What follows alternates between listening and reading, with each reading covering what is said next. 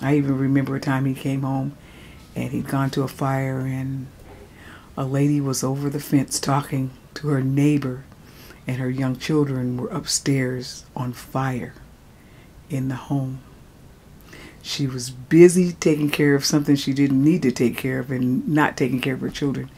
Well, needless to say, when he came home, he was just livid. He was yelling at everybody because he was so upset that something like that happened. And he saw these little children burn beyond recognition with their skulls white from burning while the mother's over the fence talking.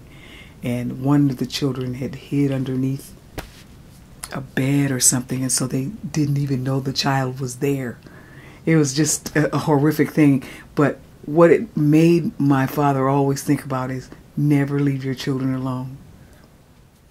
He started as one of the first black firefighters here in San Diego, and he was just totally excited. The fire department was a city job, and he wanted to get in there some type of way.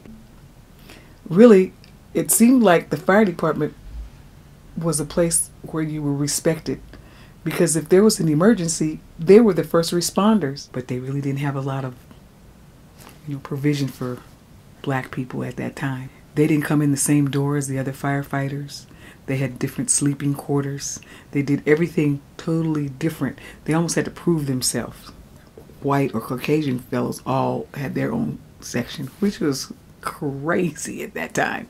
But he didn't care about that. He made it to the fire department. So this little man who had nothing when he got here started to be kind of like a somebody in his own right, but never thinking about it that way. But other people thought about it that way. After he once got on, he was instrumental in others being hired.